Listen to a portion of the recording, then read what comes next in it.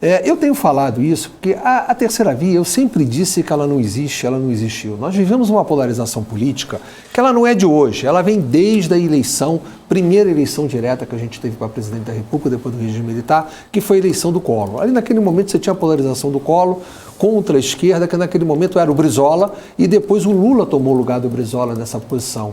E o que aconteceu em seguida? Com o impeachment do Collor, o PSDB tomou o lugar do Collor no enfrentamento com a esquerda, que ficou simbolizada pelo PT com Lula. Depois disso, o Bolsonaro tomou em 2018 o lugar do PSDB nessa polarização. Então, o espaço para uma polarização, romper essa polarização é muito difícil nesse momento. E eu dizia isso, a terceira via, se a terceira via se viabiliza, ela vira a segunda ou a primeira via. Jamais haverá uma terceira via. A polarização está presente, nunca um presidente da República no Brasil, candidato à reeleição, perdeu a eleição, assim como nunca quem saiu em primeiro lugar no primeiro turno perdeu o segundo turno.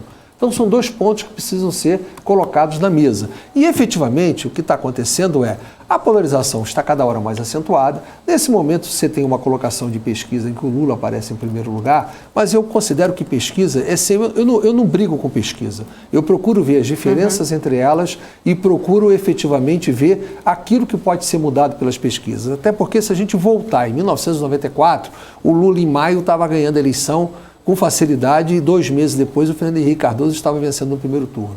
Então, é preciso que a gente tenha noção que o processo evolutivo do voto, ele vai de acordo com o início do processo eleitoral de verdade, que ainda não começou. O PT ainda não foi contestado. O Lula saiu de um estado de graça, de ter sido, de certa forma, reconduzido à vida política do país, e a partir desse momento ele não foi ainda contestado. E o Lula, cada dia que passa, está mais próximo do PT do que ele estava quando exerceu a presidência da República. Então, consequentemente, isso vai ser questionado no processo eleitoral. E a rejeição ao PT, ela é muito grande no país. Então, na hora que as pessoas no processo eleitoral forem confrontadas efetivamente, que vão ter que optar entre o PT e aquele que é contra o PT, certamente a opção vai ficar mais clara e certamente essas pesquisas vão refletir um diferencial. Por que eu falo que a eleição deve decidir no primeiro turno? Não que deve, pode, né? A gente tem que ter sempre a cautela. Porque como a terceira via não existe e as candidaturas alternativas são muito fracas, quer dizer, você viu aí o processo todo que está acontecendo, aí o Dória já retirou a candidatura, está com a Simone Tebet que não vai passar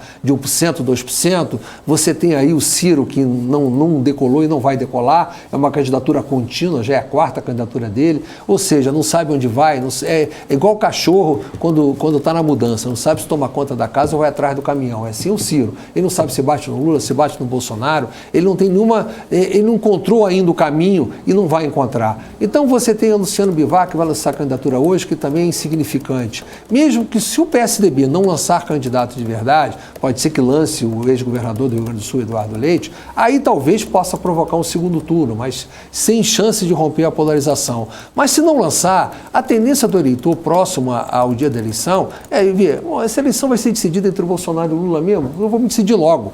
Quer dizer, eu vou antecipar esse segundo turno no primeiro. Essa é a lógica de um processo onde você não tem candidaturas alternativas que possam efetivamente crescerem. Então, por isso é que eu acredito que a eleição possa ser decidida no primeiro turno.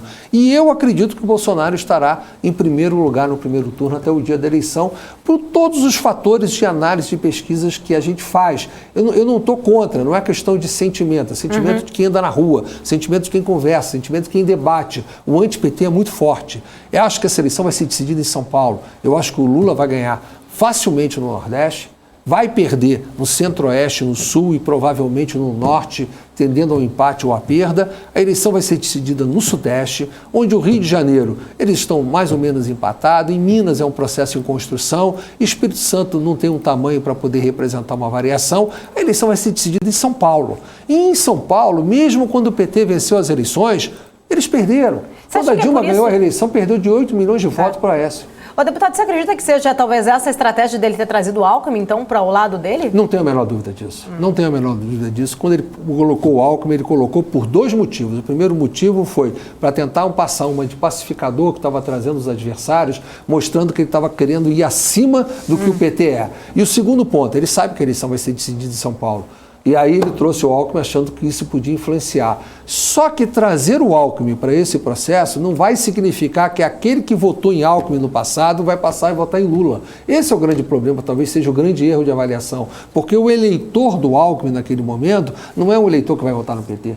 Então, se ele veio pensando nisso, certamente ele pode se decepcionar com o resultado.